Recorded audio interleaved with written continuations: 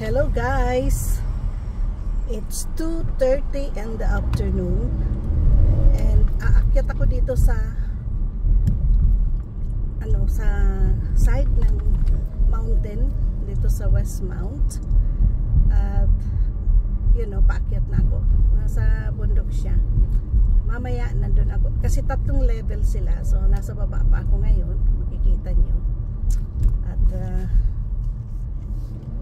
aakyat ako mamaya, makikita nyo. So ibang lugar ito guys na so kung makikita nyo mga bahay dito, yan tulad nitong bahay na to, bagong tayo lang siya guys.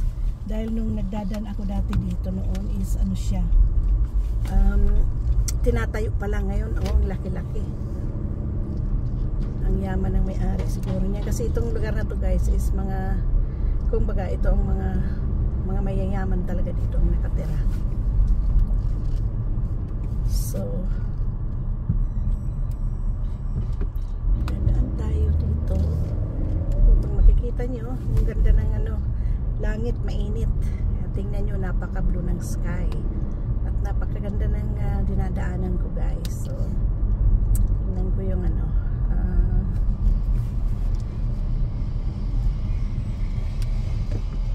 okay. So medyo tagilid ang kalsada kasi nga dito guys, mataas at ang mga bahay dito is naglalakihan talaga. So as usual, maraming detour. So yan, ito paakyat na naman ako guys sa second layer na to guys. So yan, ito paakyat na naman ako. Ito ang second layer ng bundok. At nakita yung cross ng church dito, yung St. Joseph Oratory, kitang kita dito guys. Ayan na ang kanyang tuktok ng church. Okay, sana hindi ako mawala dito kasi ikot ako ng ikot. Okay, so nakalampas na ako sa guys, sa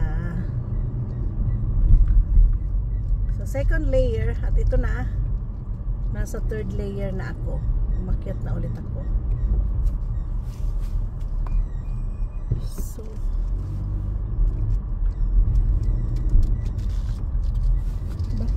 iba na yata itong nadaanan ko. Babalik ako. Na to, end of the road na ito guys. Pero ito na yung sinasabi ko guys, na ang simbahan ng St. Joseph is ayan nakikita nyo yung niya guys. Ayan ayan na yung church, yung kanyang yung dulo ng simbahan. Ayan ang laki niya. Ayan yan, dito na. Ito ang pinaka pero nasa bundok siya guys. So kung baga is nasa tuktok talaga ako ng bundok. Kaya yun, nakita natin yung ng simbahan dulo. Anyways, babalik ako doon sa usual na dinadaanan ko kasi mali yung nilusutan ko. Pero ang ganda ng panahon guys, tapos ang ganda ng dito, napakatahimik. Tingnan nyo naman ang nila, mga landscape. Ang ganda-ganda. Yan napakaganda ng landscaping nila dito. Siyempre nga naman, mayayaman sila dito, kaya napakatahimik. Yan ang ganda.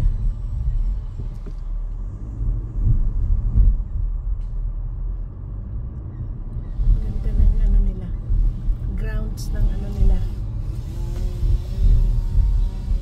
Madaming nagko-construct, madaming madaming bagong tayo at may mga itinatayo. Yan ang gaganda ng bahay nila guys. Okay, so siguro ito na, Gordon Crescent. Okay,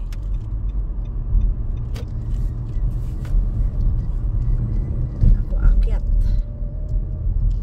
Yun, punta ako sa Summit Circle kasi end of the road na to. So ito na, nakuha ko na siya guys. At I hope na makakuha ko ng parking sa lookout para maipakita ko sa inyo yung kita yung Dahol City, kita yung South Shore pag andito na sa taas ng bundok. Ito ng third layer na to. So bear with me. is kakahuyan. Kasi ngayon lahat ng kakahuyan na yun is bundok na yan guys. Kaya mga bahay dito nasa bundok. Yan, mga bahay dito yan. Gagandahang mga bahay. Yan ang mga bahay dito. Ang lalaki.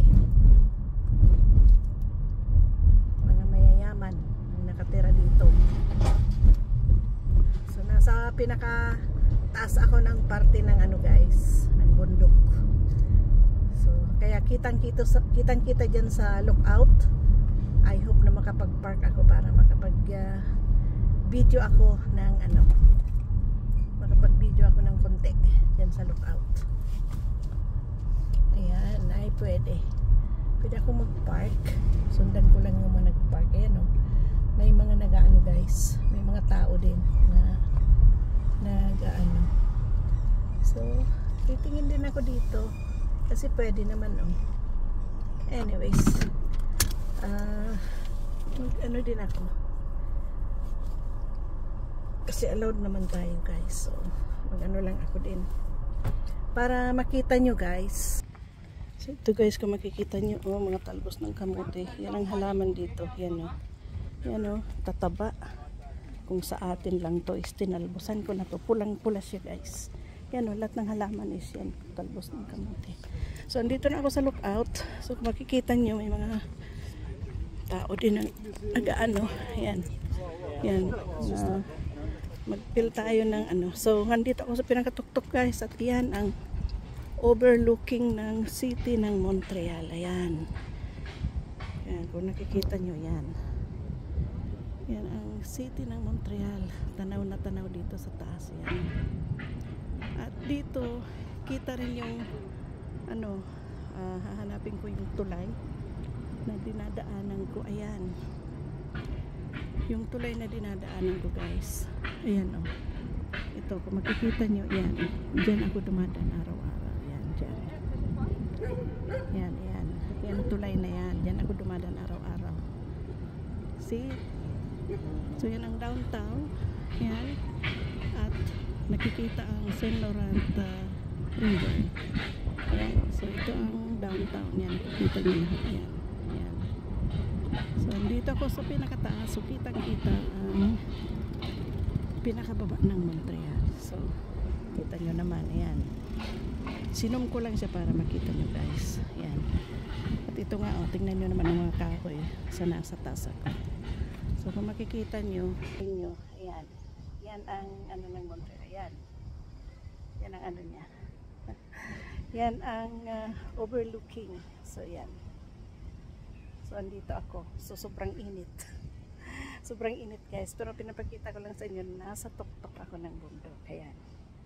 So kita nyo na. So that's it for now. Bababa na ako ng aking pag-drive. Kasi super init guys, super init. Yan. So yan ang overlooking ng city. Andito ako sa taas. So balik na ako sa...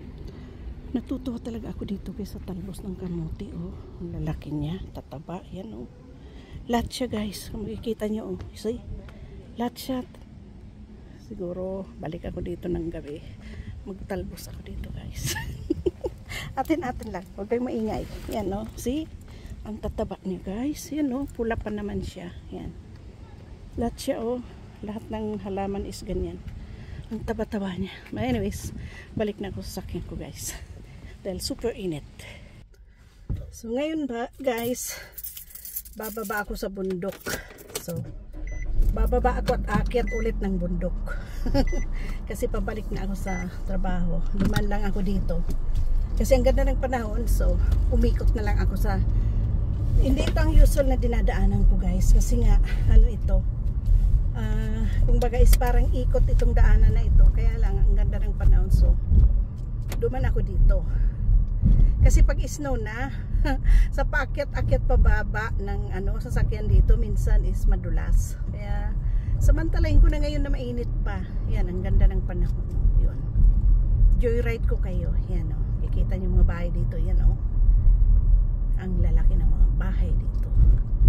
So, mga mayayaman. Itong kalsadang ito is ang dulo niya guys yung papunta sa church. Kasi lusot-lusot lang tong bundok na to sa pinakataas. Kasi nga yung tuktok ng St. Joseph Church is nakikita dito sa taas. So ito kung makikita nyo, pababa na ako. Ayan. Hinto-hinto kasi pasalubong. So itong binabaybay kong kalsada guys is ano na to, pababa. Ayan, medyo slow down tayo.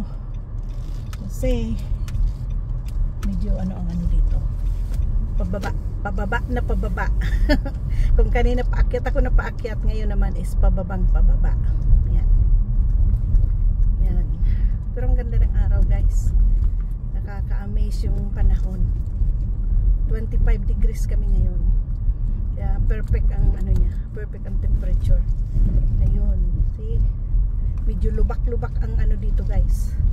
Medyo lubak ang kalsada. Yan oh. Kumakalog-kalog ang aking sasakyan, pati ang camera. Buti na lang naka ano siya, steady ano. Pero kumakalog-kalog dahil sa lubak-lubak itong taas ng bundok. Yan. Sharp curve ito guys. Yan oh. Yan, paikot. See? Kung nakikita nyo yan oh, pababa akong pababa. At yung kalsada is paikot na paikot. Yan. So, nasa taas pa rin ako ng bundok guys. Napababa na. So yan. Kung nakikita nyo, yan na. Pababa na ako sa ano, tatawid ako ng main street para makaakyat ulit ako doon sa isang bundok din na lookout din. Kasi itong lookout na inano ko is parang side ng Montreal ang makikita, parang nasa west side siya. Ay east side at dito naman sa kabila is west side. Oh my goodness, ayan, ito na siya guys. Uy, inabutan ako ng ano, nasa crossing na ako guys para magliko. So kung makikita nyo yung building na yan sa corner na yan guys, iyan ay ano, military ano siya, military camp. So yun, tingnan nyo ang bus dito guys. Yung isang bus ay yung ano, dalawang bus siya na pinagdugtong. Tipid na sa driver. See, ang haba-haba. Ganyan dito guys. Nagtipid sila ng driver. Uy, ang ganda talaga ng panahon, no? Ang ganda ng camera ko guys. Ngayon ko lang to nakitang ang ganda pala ng camera ko, yung ano niya, oh, kulay. Pag ganitong mainit, ang ganda ng kuha. Yan oh. Happy ako sa aking camera sa cellphone ko. Ang ganda. Medyo matagal ang ano dito guys. Matagal ang stoplight. So siguro guys is hanggang dito na lang muna. At mag video akong panibago pag akyat sa bundok. Yan, hindi pa siya ano, kumbaga is nakailaw pa yung tawid ng tao. So hanggang dito na lang muna guys. See you in my next video. Remember, kung hindi pa kayo nakasubscribe, kung bago lang kayo sa aking channel, please do subscribe. Thank you for watching. God bless everyone.